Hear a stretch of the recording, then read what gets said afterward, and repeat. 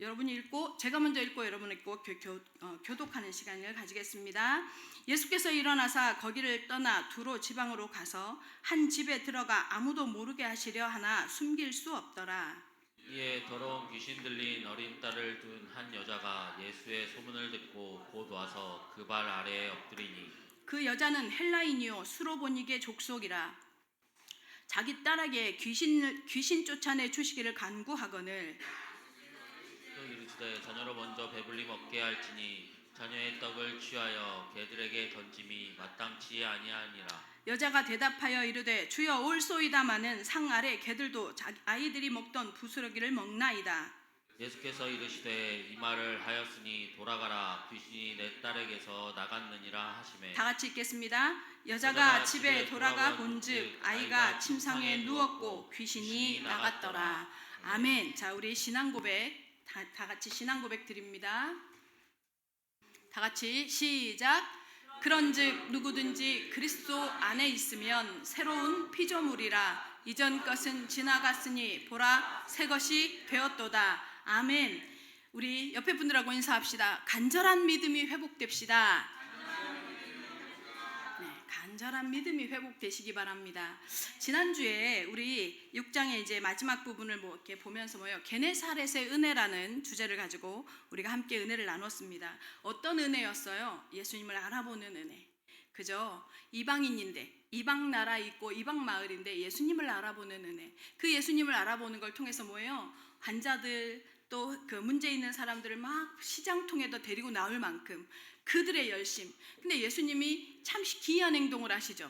낫거라, 치유되거라, 말씀으로 이루노니 한 1절 그런 행동이 없다고 말씀드렸어요. 그죠? 그런데 그들의 열심, 예수님을 향한 그들의 믿음, 그들의 도전, 그들의 기대, 그들의 의지, 이것이 뭐를 만들어내요? 기적을 만들어냅니다. 치료가 되어지는 모습을 봅니다. 정말 어느 정도로요? 그 옷에라도 손을 대는 자는 나을 길을 기대하면서 만지면 나았어요. 여러분, 그게 뭐예요? 지금 우리에게 적용하면 말씀을 붙잡는 자는 이 소리예요. 하나님의 말씀을 붙잡는 자는 그 기대를 가지고 하나님의 말씀을 붙잡는 자에게 그 치유의 역사, 기적의 역사가 일어났음을 지난주 말씀을 통해서 보았습니다. 근데 지난주 말씀에도 그랬고 오늘 말씀도 그렇거든요. 지난주에도 유대였어요? 아니면 이방 지역이었어요? 이방 지역이었어요. 근데 오늘 이 수로보니게 여자도 이방인이에요. 되게 신기하죠? 믿음의 능력을 경험하는 사람들이요, 이방인들이에요. 오히려요, 오늘 이제 이 7장 외에 갑자기 24절부터 뜬금없이 툭 튀어나왔잖아요. 원래 1절서부터 쭉 하는데 이 1절서부터 되게 지리한 정결 논쟁이 진행돼요. 23절까지. 그래서 지루한 거 저도 싫거든요. 지루한 거 빼고 그 논쟁이 시작되는데 이 유대인들은요, 예수님께 찾아와서 뭐부터 시작하냐면 논쟁부터 시작해요. 논쟁해요. 자꾸 논쟁이 막 시작된단 말이에요. 그 7장에서, 그러니까 첫 7장 초반에서부터 그 이스라엘의 정결법에 대한 내용이 논쟁이 막 진행되다가 결국은 이 수로보니게 여자에게서만 무슨 능력이 나타나냐면 예수님의 능력이 나타나요. 치유함을 받는 역사가 나타나거든요. 오늘 이 수로보니게 여가 어디냐면 여러분 사도행전에서는요, 수리아라고 표현되어지는 곳이에요. 수리아 안디옥. 그죠? 비시디아 안디옥, 수리아 안디옥 이러잖아요. 그런 안디옥이 있었던, 안디옥이란 도시가 있었던 그 수리아인데 지금의 표현으로 하면 시리아예요. 시리아. 지금의 표현으로 하면 시리아입니다. 근데 이 지역에 게네사렛하고요 비슷해요. 게네사렛은 지난주에 얘기했죠. 대부분의 팔레스타인 지역이 황량한 모래사막인데 이 게네사렛 지역만 우물이 있어요. 물이 있어서 풍족했다고. 똑같아요. 이 시리아도 그 당시에 사람들의 삶의 수준이 다른 지역에 비해서요 상당히 부유했어요. 왜냐하면 우리 두로와 시돈이라고 표현하거든요. 여기 두로라고 표현하잖아요. 이 두로와 시돈이 항구 도시예요. 그러다 보니까 교역이 생기니까 그 지역이 굉장히 자원이며 물질이나 이런 것들이 되게 풍성했어요. 그래서 되게 부유한 지역에 누가 와서 살고 있는 거예요? 여기 지금 어떤 여자래요? 헬라 여자래. 헬라 여자가 어디로 와서요? 팔레스타인에 와서 살아요. 근데 자료에 의하면 이 여자가 상당한 수준의 지식과 재력을 겸비한 사람이었을 것이다 라고 신학자들은 짐작합니다. 자, 근데 이런 여인이요, 자기 앞에 당한 문제를 놓고 어떻게 해요? 촌스럽고 옷도 누더기 같고 벌 벌릴 거. 우리 성경에 그렇게 말하죠. 예수님을 향해서 뭐라고요? 흠모할 만한 어떤 외적인 조건을 가지고 있지 않대요. 그런 청년 앞에, 여러분 예수님 하면 뭐가 생각나요? 백인 남자, 머리 길게 늘어뜨리고 이렇게 수염 나고, 그 허상이에요. 성경에 표현되어진 내용대로 AI가 예수님의 얼굴을 만들었는데, 여러분 이 나라에서 가끔 보죠. 약간 땅땅하면서 까무잡잡한 팔레스타인, 중앙아시아 사람인 거예요. 그러니까 그런 예수님, 거기다 옷까지 허름해.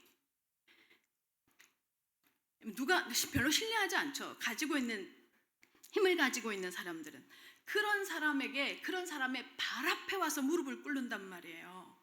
근데 그것도 못해서, 그것도 말도 안 되는 상황인데 뭐해요? 개 취급을 받아요. 개만도 못한 취급을 받는단 말이에요. 근데요, 이 수로보니게 여자가 뭐해요? 굴하지 않아요. 예수님이 약간 그 순간에 살짝 돌았나 싶을 행동을 하는데 굴하지 않아요. 그리고 뭐예요? 끝까지 간구해요. 뭐라고 표현하는 줄 아세요? 주여 올소이다마는, 이렇게 말해요. 이 말에는 굉장히 많은 의미가 함축되어져 있어요. 올소이다마는 이게 무슨 말이에요? 예수님이 내 자녀의 떡을 취해서 상 밑에 개들에게 주는 법은 없어 라고 아주 칼 갖고 아주 단호하면서, 정말 그 욕이거든요, 개라는 표현이. 그런데 그 말을 받아요. 옳습니다. 나는 맞습니다.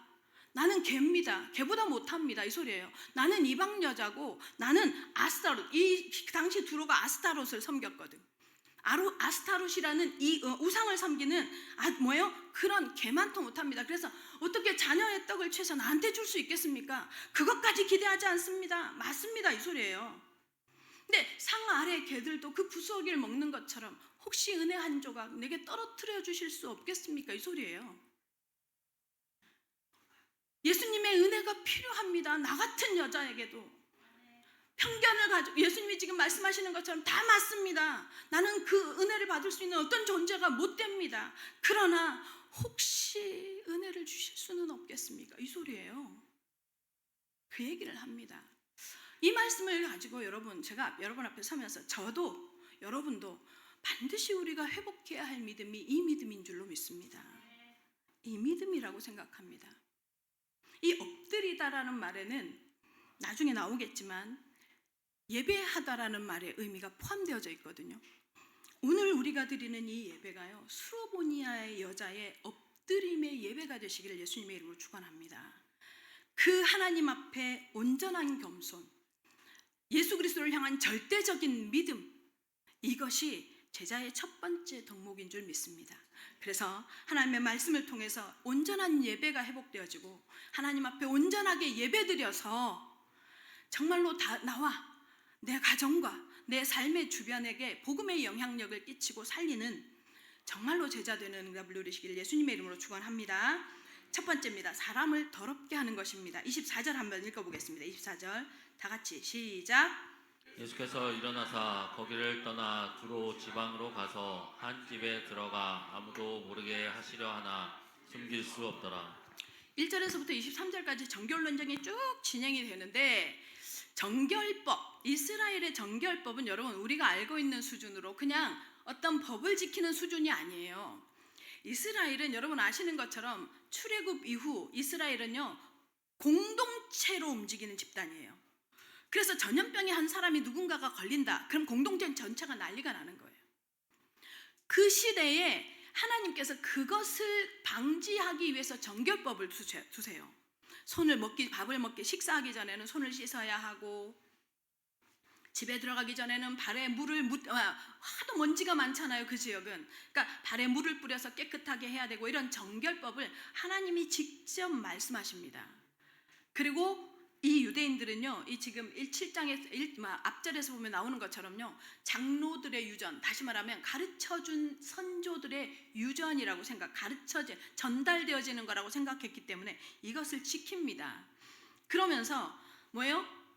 이 공동체가 어디로 가요? 이방인들이 살고 있는 지역을 향해서 간단 말이에요. 그러다 보니까 더 뭐예요? 이방인들과의 만남, 또 이방 문화와의 접촉, 이방 종교가 들어오는 상황, 이런 것을 방지하기 위해서 유대인들은요, 개인의 삶과 공동체의 삶이 연결되어져 있기 때문에요, 철저하게 이 정결법에 뭐예요? 목숨을 걸었어요. 그러니까 지금도 그래요. 지금도 유대인들은 우리가 왜 한국 사회의 시스템이 어떻게 돌아가요? 공무원 시험이라든가 이런 시험 언제 와요? 이게 무슨 공무원 4급 시험, 5급 공무원 시험, 9급 공무원 시험 언제 봐요? 일요일 날 보잖아요. 그죠? 일요일 날 봤었어요. 요즘은 어떤가 모르겠어요. 근데요, 무슨 말이에요? 우리는 기독교 나라가 아니기 때문에 문화 자체가 뭐예요? 기독교 나라가 아닌 반증이죠. 근데 유대인들은요, 이 정결법을 비롯한 유대인들의 이 율법, 법이요, 뭐예요? 사회 구성 시스템이에요. 그리고 개인의 삶에 뭐예요? 체질로 붙어 있어요. 개인의 삶과 공동체의 질서를 유지하기 위해서 만들어진 이 정결법. 그런데 모든 게 그런 것처럼 역시나 이것도 마찬가지로 시간이 가면서 변질되는 거예요. 변질되어져서 어떻게 해요? 이 원래의 의도를 벗어나서 사람을 판단하고 정죄하고 겉으로 드러나는 것으로 뭐예요? 그러는 도구가 되어집니다. 그러는 도구가. 그러니까 그게 그 내용이 1절에서 23절까지 쭉 진행되어져 오는데 24절에 툭 누가 등장해요? 수로보니게의 여자가 등장하는 거예요. 등장을 하는데, 자, 오늘 이 24절의 문맥을 보면, 하반절을 보면 예수님은요, 이 지역에서 뭔가를 하실 생각이 없어요. 그죠? 문맥 다시 보세요. 뭐요? 예수님은 이 지역에서 뭐요? 두로를 떠나 두로 지방으로 가서 한 집에 들어가서 아무도 모르게 숨어 있으려고 하는데 숨길 수 없더라. 낭종지추죠. 뭐요? 절대로 송곳은 삐져나온다는 거죠. 예수님이 가셨다는 곳에 사람들이 몰리기 시작하는데 그 중에 죄송합니다. 수로보니게 여인이 이제 등장합니다. 25절 보겠습니다. 25절 다 같이 시작. 이에 더러운 귀신 들린 어린 딸을 둔 한 여자가 예수의 소문을 듣고 곧 와서 그 발 아래에 엎드리니. 되게 재미있죠. 예수님이 등장하는 그 부분에서 귀신을 향한 수식어가 항상 따라붙어요. 뭐라고 표현되어 있어요? 그냥 귀신이 들렸대요? 무슨 귀신에 들렸대요? 더러운 귀신에 들렸대요. 더러운 귀신이라는 표현을 씁니다. 예수님도 더러운 귀신이라고 표현하거든요. 그죠? 더러운 귀신아 이렇게 말하거든요. 귀신을 향해서는 항상 더럽다라는 표현을 하는데요. 자, 오늘의 이 더럽다라는 표현이요, 이 부분에서는 좀 다른 의미가 있어요.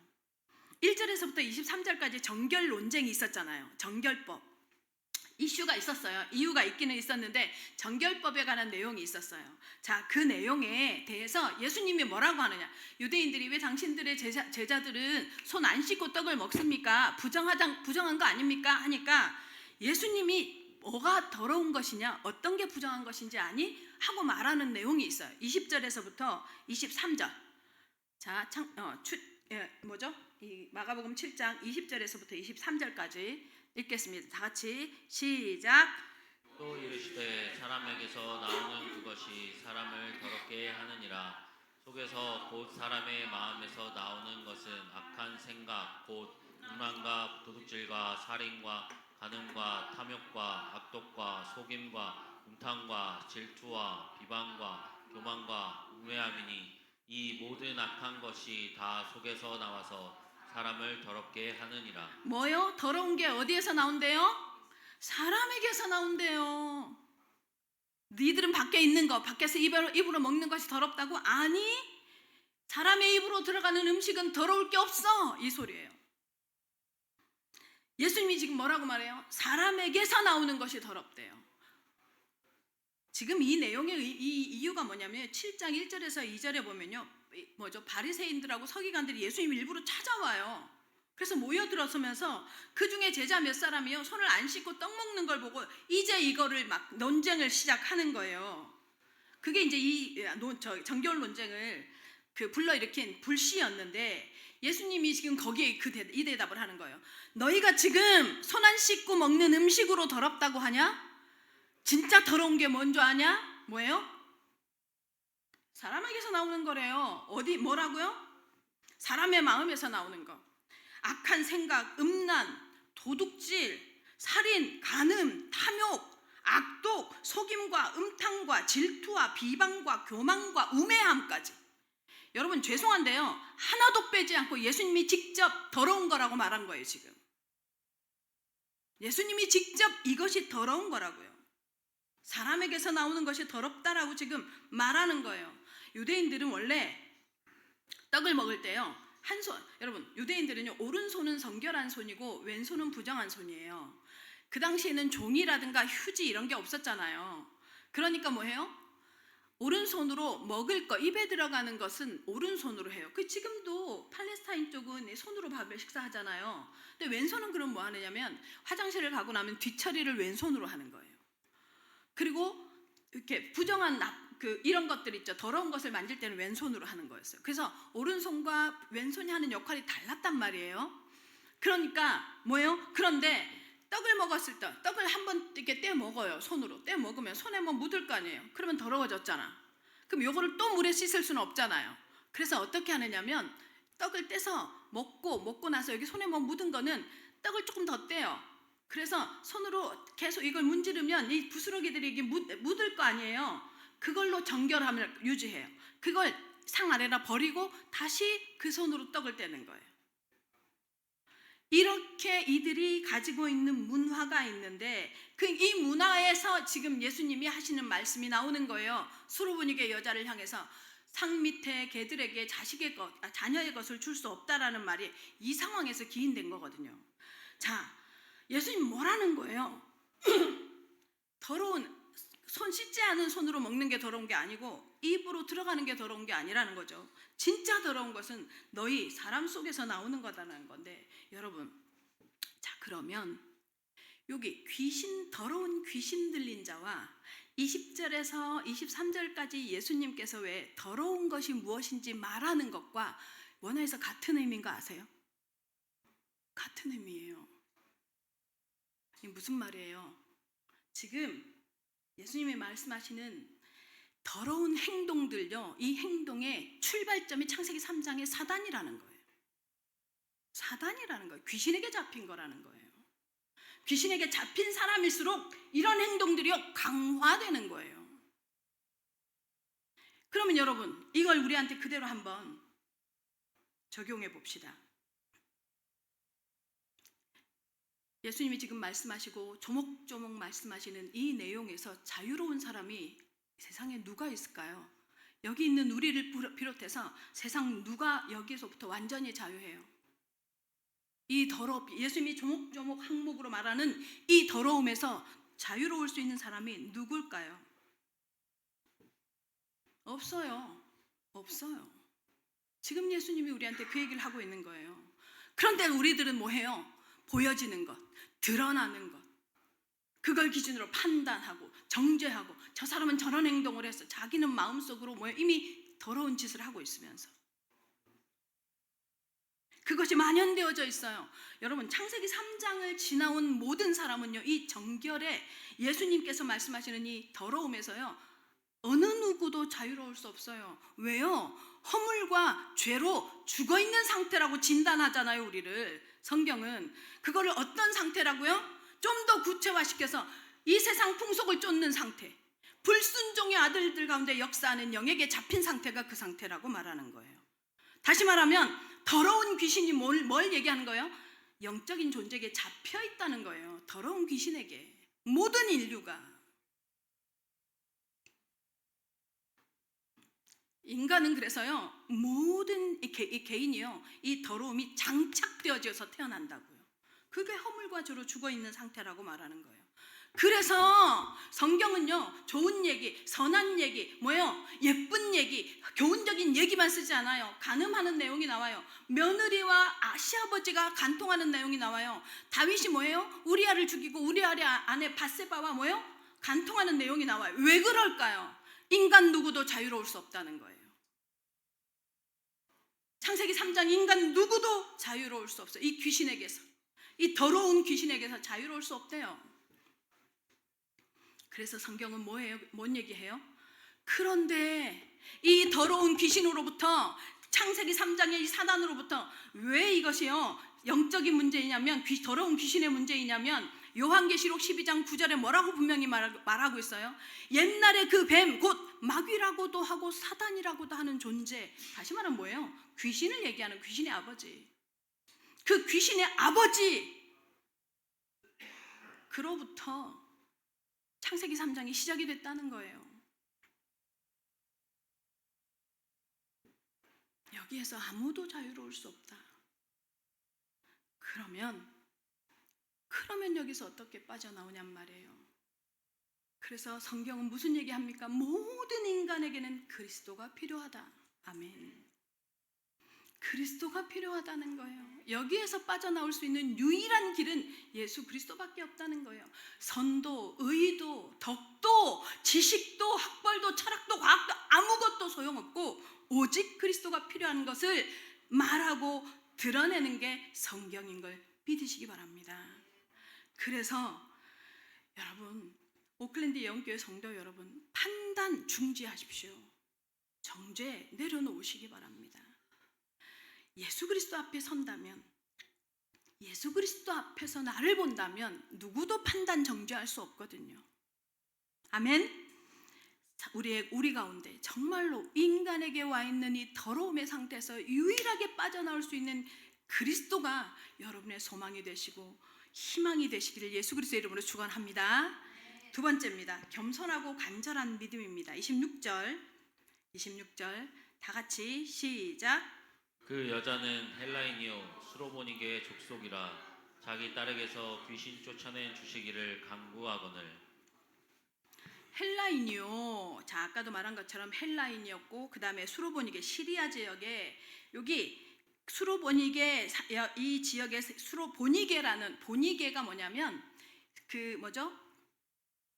사도행전에 보면 베니게로 향했다고 하죠. 배가 그 베니게를 의미해요. 지금의 말로 하면 페니키아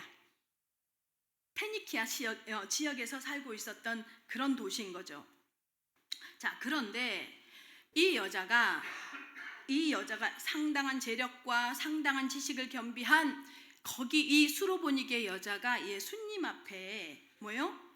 문제를 가지고 나온단 말이에요. 굉장한 귀분이었는데도 말이에요. 그죠?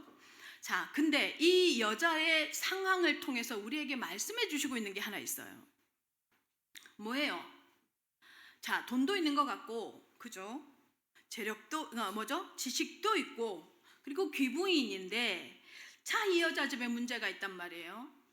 여러분, 창세기 3장에 좀 전에도 제가 말한 것처럼 인간의 가정에는요, 그 인간의 인생은요, 누구도 예외 없이 하나님을 찾아야만 하는 문제가 있습니다. 모든 인간에게 문제가 있습니다. 그래서 여러분, 쟤보다는 내 문제가 좀 더 낫네? 이런 소리 하지 마세요. 그런 거 아니에요. 인간 스스로 해결할 수 없는 문제를 하나님이 두십니다. 그게 또 창세기 3장을 지나온 모든 인간의 뭐예요? 굴레예요. 이 여자에게서도 이 굴레는 벗어나지 않은 거예요. 비켜가지 않는 거죠. 자, 그런데 이 여자에게 더러운 귀신 들린 어린 딸이 있는 거죠. 자, 이 문제를 이 여자가 어떻게 해결하기를 원하느냐? 자, 지식도 있고 돈도 있고 상당한 귀부인인데 이 여자가 이 문제를 어떻게 해결하느냐 하는 거예요. 어떻게 해결하는 줄 아세요? 예수님 앞에 무릎 꿇어서 해결해요. 예수님의 발 앞에 무릎을 꿇습니다. 이 여자는 확신하는 거예요. 오직 유일한 해결은 예수 그리스도밖에 없다. 예수님밖에 없다. 이 여자는요 소문으로 들었단 말이에요. 예수님에 대한 소식을. 그런데 뭐예요? 그 소문으로 듣고만이라도 누구를 믿게 돼요? 예수를 믿게 돼요. 자존심 다 내려놓고 뭐예요? 그 말도 안 되는 청년 앞에 무릎을 꿇는단 말이에요. 여기에서 25절 그 반증이 뭐예요? 25절 보세요. 25절 다시 봅니다. 25절 보면 이에 더러운 귀신 들린 어린 딸을 둔 한 여자가 예수의 소문을 들었어요. 곧 와서 이렇게 말해요. 예수의 소문을 듣고 나서 곧 와서 뭐라고 말해요? 그 발 아래 엎드리니 이 여자가 문제를 직면하고 문제 해결에 대한 판단력, 그 직관력이 바로 뭐예요? 예수를 향해 가는 거예요. 예수를 향해서. 이 엎드린다라는 말의 의미는요, 그 말에 어떤 의미도 포함되어져 있냐면 원어적인 의미에는 예배한다라는 의미도 같이 포함되어 있어요. 근데 이게 왜 예배와 연결되는지 조금 있으면 나옵니다. 그런데 자, 이 여자의 이 겸손에 이 절대적인 순종과 믿음에 예수님의 반응이 아주 경악하겠어요. 그죠? 예수님이 이렇게도 하시나? 이런 느낌이 드는 행동을 하시죠. 27절 보겠습니다. 27절 다 같이 시작. 예수께서 이르시되 자녀로 먼저 배불리 먹게 할지니 자녀의 떡을 취하여 개들에게 던짐이 마땅치 아니하니라. 헐, 이게 뭔 소리예요 지금? 이 여자의 겸손 앞에 예수님이 하시는 행동이 너무 기가 막히죠. 자, 그런데요, 예수님이 말하는 자녀는 누굴까요? 여기서 자녀는 누구를 의미할까요? 유대인이에요, 유대인. 계속 지금 정결 논쟁으로 하고 있는 이 유대인이에요 지금. 그러면 여기서 말하는 떡은 뭐예요? 떡은 뭘까요? 자신을 두고 하는 말이에요. 예수님 자신을 두고 하는 말이에요. 여기 지금 상의 그 떡 그 의미가 아니에요. 예수님 자신을 두고. 지금 앞에서 정결 논쟁이 쭉 맛있지 않은 손으로 제자들하고 막 먹어가지고 논쟁이 막 한바탕 치르고 난 후에 상황이 뭐예요? 떡 먹은 손으로 떡 잘못 먹어가지고 이게 난리가 나고 있는데 예수님 다시 뭐예요? 계속 떡 얘기해요. 연장선상에서 떡 얘기해요. 너희는 계속 입으로 들어가는 떡을 얘기하지 자신 얘기하는 거예요, 예수님이. 그러면서 자신을 누구에게 주려고 왔다는 거예요? 유대인에게 주려 왔대요. 그게 마땅하다고. 그래서 너는 개라고. 이 지금 27절 내용이 이 개라는 표현이 그 유대인들의 상황에서는 그거예요. 밟아버리기에 합당한 존재, 이런 뜻이에요. 그런 의미로 지금 사용을 하고 있는 거예요. 그런데 예수님의 이 대답도 기절하겠는데, 자 28절 한번 읽어보세요. 이 여자는 더 놀라운 고백을 합니다. 28절 다 같이 시작. 여자가 대답하여 이르되 주여 올소이다마는 상 아래 개들도 아이들이 먹던 부스러기를 먹나이다. 자, 여기서 말하는 개는 뭐냐면 강아지를 의미합니다. 강아지. 이 여인이 지금 뭐라고 해요? 주님 올소이다. 상 아래 개, 강아지들도 아이들이 먹던 부스러기를 먹는 것처럼, 부스러기, 아까 얘기했죠? 손을 이렇게 정결하게 해서 남았던 떡 조각, 그것을 버리면 그 강아지들이 먹는 것처럼 나 지금 그 부스러기를 기대합니다, 이 소리예요. 나 지금 그거라도 괜찮습니다. 자기를요 개보다 더 낮추는 거예요. 이 고백에 이게 지금 예수님의 테스트였어요. 나중에 나오죠. 어디예요? 29절에 네가 그 고백을 하였으니 이렇게 말하잖아요. 예수님이 테스트하는 거거든요. 네가 그 고백을 했으니 하는 말씀을 통해서 우리가 확인해 볼 수 있죠. 예수님이요 이 고백에 깜짝 놀래요. 얼마나 놀랬겠어요. 자존심도 무너뜨리고. 보세요, 지금의 신분사회와 그 당시의 신분사회는 완전히 개념이 달라요. 귀부인에다가 지식인에다 돈까지 있는 그 여인이 허름한 유대 청년, 유대인, 로마에 속국되어져 있는 유대 청년의 발 앞에 무릎을 꿇었는데 개 취급을 한단 말이에요. 정말 뭣도 아닌 것이, 이런 생각 할 수 있잖아요. 근데 이 여자가요, 뭐라고요? 올소이다마는 완전히 자신을 낮춘단 말이에요. 어디에서 이게 출발했을까요? 이 같은 내용이 마태복음 15장 22절에 기록되어 있어요. 같은 내용이, 보세요. 이 여자의 출발점이 무엇인지가 나옵니다. 5장 22절 다 같이 시작. 가난한 여자 하나가 그 지경에서 나와서 소리질러 이르되 주 다윗의 자손이여 나를 불쌍히 여기소서 내 딸이 흉악하게 귀신 들렸나이다 하되. 자, 이 여자가 지금 예수님을 뭐라고 불러요? 다시 큰 소리로 뭐라고요? 다윗의 자손, 주 다윗의 자손이요, 이렇게 말하잖아요. 여러분, 오클랜드 영계 성도 여러분, 우리가요 무엇을 해도 좋습니다. 어떤 상황에 놓여도 좋습니다. 예수님이 누구인지를 분명히 인지하시길 바랍니다. 주 다윗의 자손이어야 합니다. 여러분에게. 아멘. 무슨 말이에요? 그리스도라는 고백이에요. 하나님의 아들 그리스도라는 고백이에요. 여러분, 교회는요, 교회에 다니는 신앙인은요, 예수가 누구로 고백되어져야 되느냐면 하나님의 아들 그리스도로 고백되어져야 돼요. 이것을 알지 못하고 다니는 교회는요, 종교예요.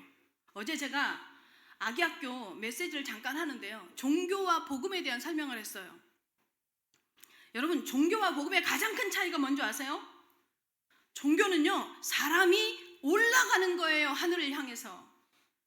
그거 도구가 뭐예요? 의를 쌓아서, 덕을 쌓아서, 선을 행해서, 지식을 가지고, 학벌을 가지고, 뭐예요? 철학을 가지고, 과학을 통해서 신을 찾아가는 게 종교예요. 그래서 언제나 사람의 행동, 사람이 관건이에요. 근데 갈 수 있어요? 절대 못 가잖아요.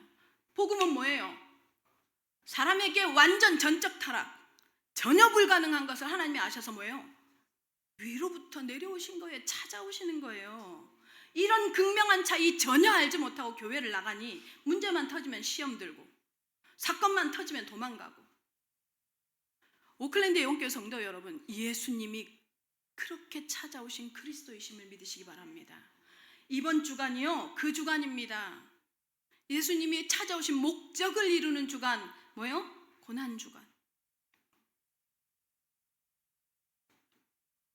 이 여인은요, 이분이면 지금 우리 아이들이 더러운 귀신, 돈도 있고 해결 못했어, 지식도 있고 해결 못했어, 명망도 있고 해결 못했어, 권위도 있고 해결 못했어, 귀부인인데도 해결 못했어, 더러운 귀신. 근데 누구는요? 하나님의 아들 예수 그리스도는 해결할 수 있다라는 절박한 믿음, 간절한 믿음, 처절한 믿음이 예수님 앞에 엎드리는 것으로 표현되어진 겁니다. 다시 말하면요, 어떻게 이런 행동이 나올 수 있냐? 예수를 그리스도로 알았기 때문에, 주 다윗의 자손으로 알았기 때문에 이런 자세가 나올 수 있었습니다. 주여 올소이다마는, 상아래 개, 강아지들도 아이들이 먹던 부스러기 먹지 않습니까? 완전히 자기를 낮추는 거죠. 상대를 어떻게 볼 때만 가능한 거예요? 하나님의 아들로 볼 때만 이 고백이 가능합니다. 여러분, 교회 안에서 판단이 되어지고 교회 안에서 자꾸 뭐가 문제가, 우리 교회는 진짜 어떤 분이 그러더라. 어떤 집사님이 그 얘기를 하더라고요. 정말 우리 교회 너무 은혜래요. 뭐가요? 그랬더니 사람 얘기를 안 한대요. 그러면서 이렇게 말해요. 자기만 가끔 그런 말을 하려고 할 때가 있대. 근데 자기도 요즘에는 그런 말이 안 나온대요. 참 은혜죠. 옛날에 그 정말 예뻤던 그 모습이 계속 회복이 되어지는 거죠. 예수 그리스도 앞에 서면요, 예수 그리스도 안에 있으면요, 사람이 안 보입니다.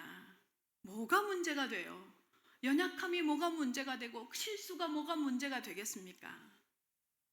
맞죠?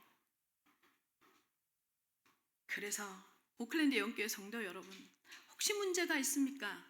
그 문제가 정말로 하나님 이 수로보니게 여자처럼 예수님이 그리스도로 보여지고 고백되어지는 통로가 되시길 예수님의 이름으로 축원합니다.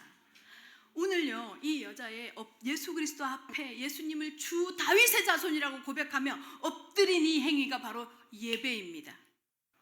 이게 예배입니다. 예배는 관람하는 게 아닙니다. 예배는 와서 앉아 있는 것이 아닙니다. 하나님 앞에 내가 어떤 자세로 나아가는지, 그 태도가 관건입니다. 예배는. 그래서 예배를 통해서 예수 그리스도가 발견되어지면서 뭐예요? 주 떠나가시면 내 인생 헛되니, 이 고백이 나오는 거예요. 이 인생이요, 얼마나 허망한지, 하나님이 없으면 얼마나 먼지 같은지, 얼마나 미물인지, 이 여자처럼 돈도 가지고 있고 지식도 가지고 있고 재능도 있고 귀족인데도 불구하고 그 허접한 청년 앞에 엎드린 이유가 뭐예요? 주 다윗의 자손인 줄 알았기 때문이잖아요.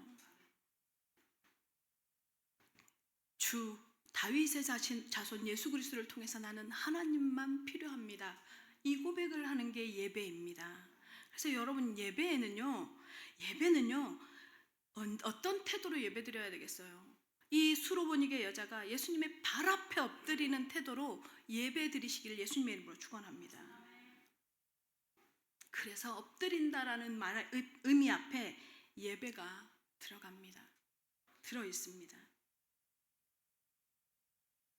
29절 30절 마지막으로 읽겠습니다. 29절 30절 다 같이 시작. 예수께서 이르시되 이 말을 하였으니 돌아가라, 귀신이 내 딸에게서 나갔느니라 하시매, 여자가 집에 돌아가 본즉 아이가 침상에 누웠고 귀신이 나갔더라. 제가 이 대목을 묵상을 계속하면서 딸을 고쳐주는 대목이 꽤 있어요. 그죠? 회당장 야이로의 딸도 고치죠, 예수님이. 근데 회당장 야이로의 딸이 이렇게 고쳐달라고 하니까 예수님이 어떻게 해요? 어떻게 합니까? 가요, 그 집으로. 그죠? 근데요, 이 수로보니게 여자의 딸은 보지도 않아요.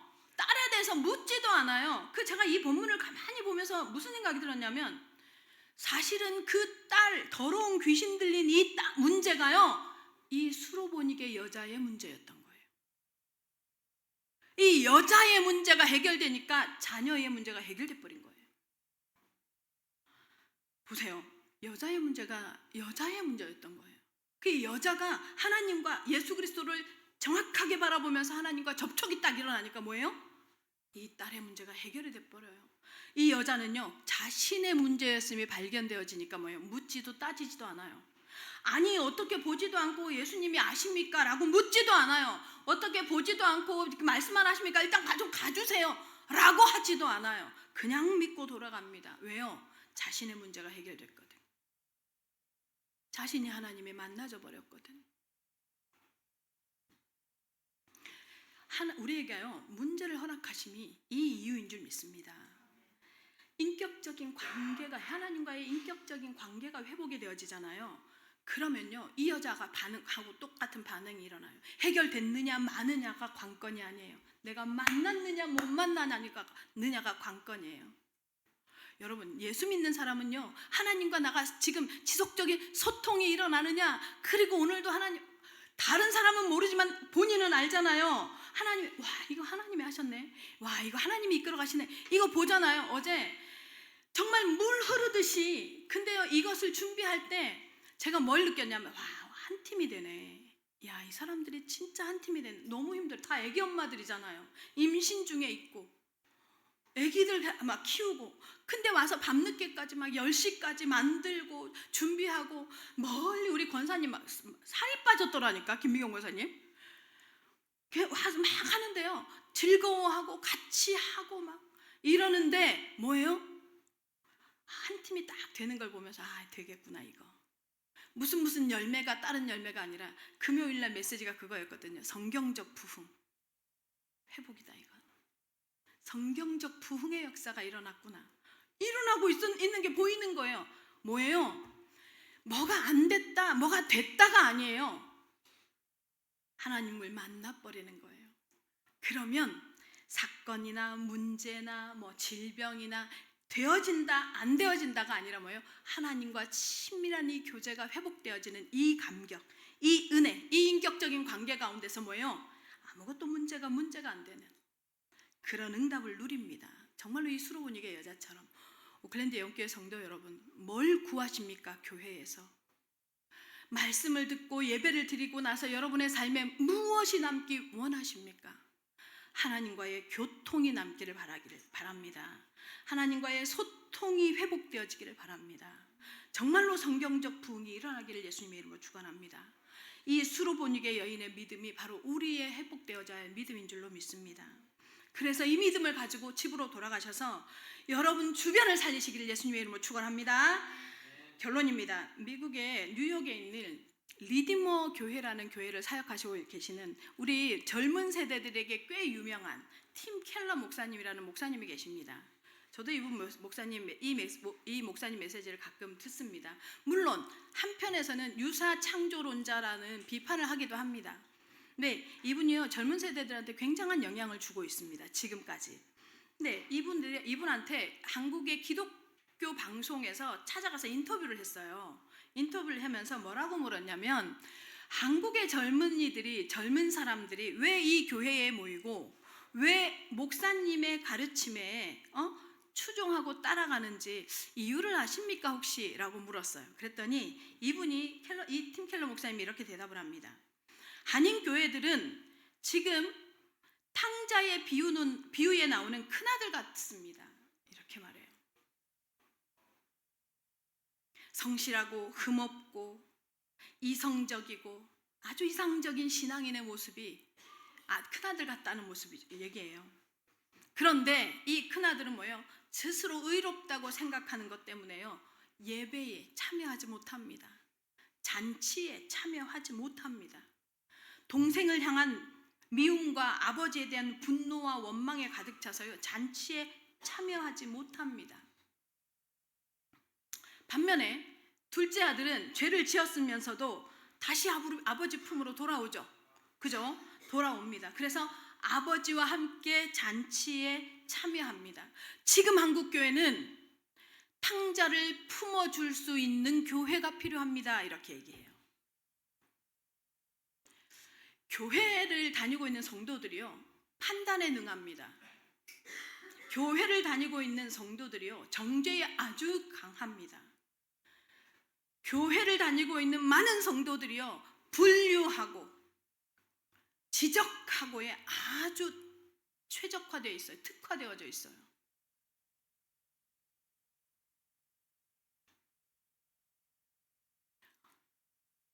그래서 둘째 아들이 돌아오기가 쉽지 않습니다. 오클랜드 영교회 성도 여러분, 여러분의 품이 내가 죄인인 게 보여지는 품이 되시길 예수님의 이름으로 축원합니다. 나도 그랬는데 이렇게 약했는데, 나도 그랬는데 하나님이 나를 이렇게 받아주셨는데, 나도 이렇게 방황했는데 하나님이 내게 이렇게 말씀하셨는데, 나를 이렇게 품어주셨는데가 되시기를 정말로 예수님의 이름으로 축원합니다. 그래야 합니다. 교회는 그래야 합니다. 아니, 그렇게 하기 위해서 노력하는 게 아니라 예수 그리스도의 십자가 앞에 서면, 내가 수로보니게 여자처럼 예수 그리스도의 발 앞에 엎드리면 그게 보입니다. 맞습니다. 나는 옳소이다. 나는 예수님이 말씀하시는 그 더러운 것들, 창세기 3장의 그 더러운 것들에 최적화되어져 있는 존재가 맞습니다.